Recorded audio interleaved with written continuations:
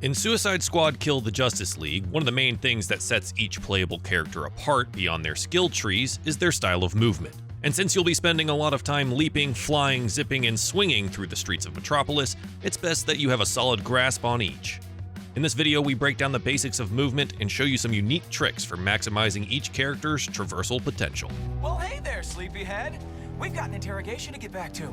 Each of the playable characters have multiple movement abilities, utilizing their unique traversal gear or powers, but some things remain constant, like the ability to slide on landing. Executing a slide enhances subsequent movements and will be core to maximizing your speed across the rooftops.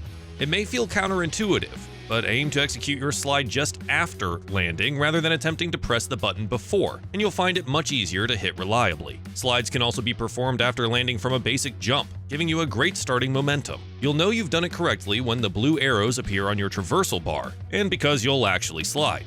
You also don't have to slide to get this boost. If you time a jump right as you land, you'll get it as well.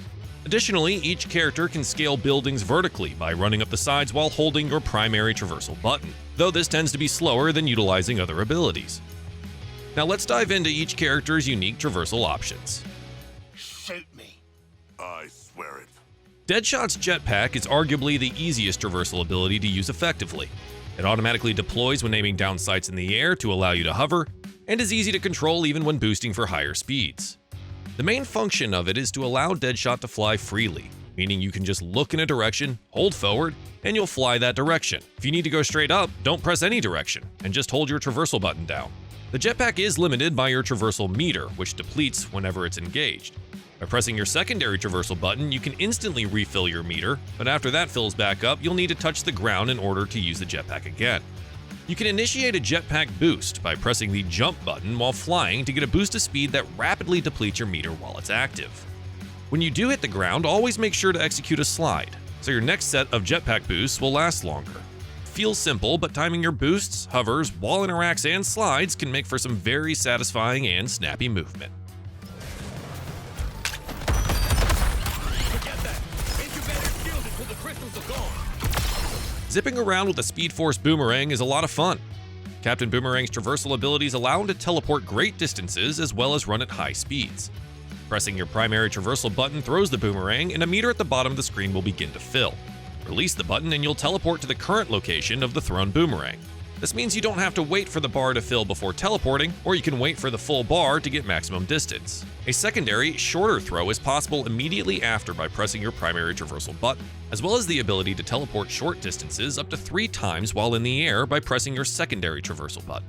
This short-range teleport is vital to Captain Boomerang's movement during combat. Note that you can teleport straight up by pressing the secondary traversal button without pressing a direction. This is very important when it comes to keeping Boomerang in the air, and keeping him at shotgun range against flying enemies, like helicopters.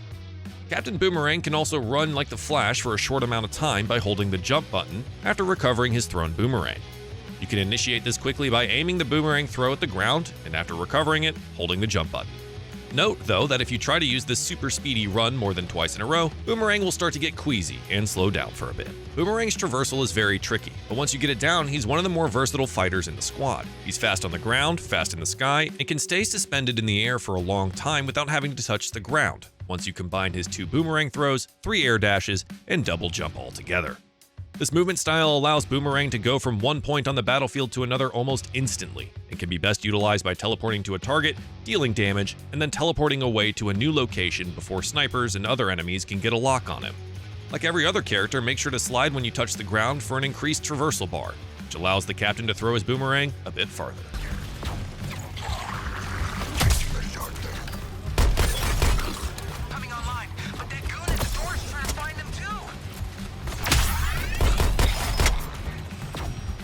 Harley's horizontal movement is slower and predicated on balancing her pendulum-like swinging momentum with straight-line grappling to ledges.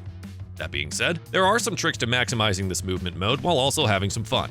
To initiate the grapple, use your primary traversal button and Harley will start swinging from the glider. As you release from the glider, the bar at the bottom of the screen will need to fill before initiating another. The traversal bar fills up slower with every new swing you make before you touch the ground, so generally you should only count on getting 2, maybe 3 swings before you need to look to touch the ground or find a grappling point. Speaking of those grapple points, this is where your secondary traversal comes into play. After your first or second swing, use your secondary traversal button to send out your grappling hook to a highlighted point in front of you. Harley will immediately grapple to the point, and you'll be prompted to jump just as she reaches the ledge she's latched onto. Nail the jump, and Harley's primary traversal immediately comes off cooldown, and she can swing once again. You can amplify this traversal strategy by landing a ground slide either at the beginning or during the sequence. Having the slide boost bonus allows Harley to get bigger swings during her primary traversal. You can also use your secondary traversal button while swinging from the glider. This retracts the grapple line upwards and can allow Harley to move more vertically off the swing. After swinging from the glider, Harley can initiate a dive using the evade or slide button while in the air. This will quickly refill her meter as she descends, allowing you to potentially eke out another glider swing before needing to touch the ground or using her secondary grapple. Disappointingly, the additional momentum from the dive does not seem to benefit the speed or distance of the next swing. Fully completing the dive does deal damage to enemies around the point of impact on the ground, though. Harley can also just hang in the air while attached to her glider, and there are some pretty good perks to damage output and defense that you can level into that will benefit her while she's firing and swinging. Swinging around in the air can make you a pretty tough target to hit, too. It's not indefinite, and she will eventually detach, but you get some good focus fire down from those airborne positions.